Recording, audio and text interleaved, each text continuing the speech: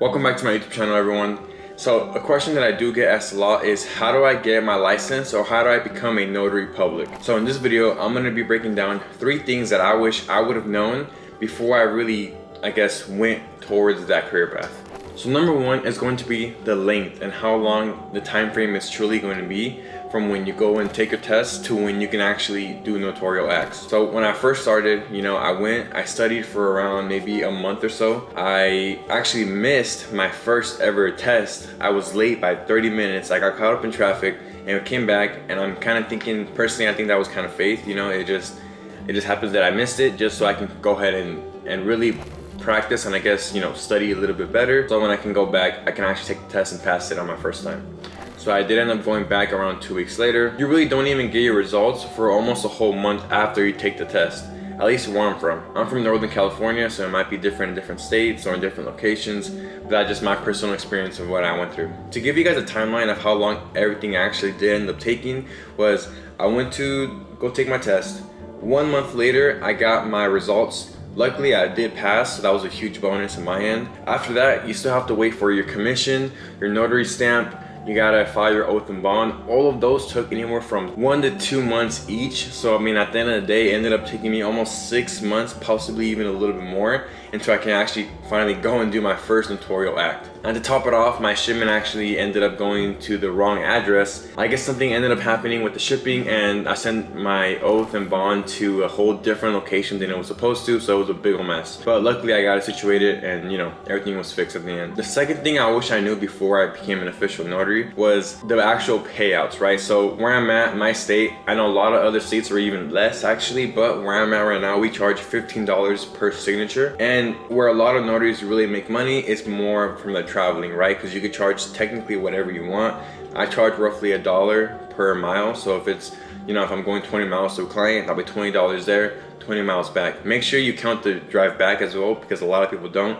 I didn't until, my mentor told me, like, are you counting the miles back? Because I wasn't when I was charging the first couple clients. So as a notary, you charge $15 per signature. Now those signatures could be, you can get an acknowledgement that could be 1 signature, or they could be, 2, 3, 4, or 5 signatures. It really just depends on the document or the certain paperwork that you do need to notarize. Other than that, it's also per client. So like, let's say there's 3 clients that need to all notarize it. It could be 15, and they each have 3 signatures. That's when it could really add up, and it could be a lot of money for people, right? But either way, you really want to know. I guess at the end of the day, it was a rookie mistake on my end. Obviously, I knew the price point, but I didn't really understand, this really isn't a whole lot of money. It does take it takes a good amount. It takes a good amount of signatures and a good amount of notarizations for you to actually make a good living off only being a notary. It is going to be very hard your first couple of months as a notary, especially if you're starting completely from scratch. Luckily, I did have already kind of a little bit of a reputation on loans, because I am a mortgage loan originator as well. I can make a video about breaking all that down later on. But since I did have a little bit of that, I also had I had a big clientele because of my mentor. She has a huge business. She's doing really successful. So, a lot of them, and at the time I was the only notary in the office. So basically any notarial act that needed to be done, they just came to me. So that was a big bonus on my end, which is a big benefit that I had on my end that a lot of people I know won't have. So I would say just really want to market yourself. Constantly post on your Instagram, Facebook, YouTube, whatever it is, so people can actually know that you're a notary. The third and final thing that I wish I knew ahead of time when I first became a notary was, in order for you to really make the big bucks like you see on TikTok, Instagram, all those other stuff, in order for you to become a loan signing agent, it's much different than becoming a notary, right? You actually have to also get another certificate, another verification. You gotta go on SnapDocs, sign everything up. It's not too difficult. I can make a video later on kind of breaking it down how to do it, but it is something that I didn't know I needed to do.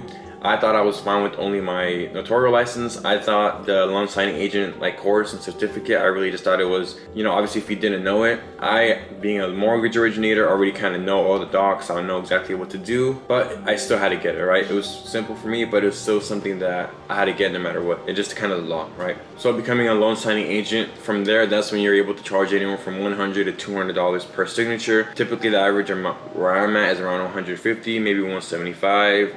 200, maybe even up to 250, just depending on the area and how much the predetermined set amount price is already at. So those are the 3 things that I wish I knew before I became a notary. So if you guys do have any questions, make sure you guys go and follow me over on my Instagram. I am very active on there. You know, I'm constantly posting about entrepreneurship, you know, mindset hacks, money hacks, whatever the case is. If you guys have any questions, if it's specifically about notary, go ahead and send me a message and I'll make sure to help you guys. I am here as an ally and I'd love to help you guys in any way that I possibly can. If you guys did enjoy the video, make sure you leave a like and subscribe. And if you are a current notary, comment down below what are 3 things that you wish you knew before you became a notary public. I'll see you guys in the next one.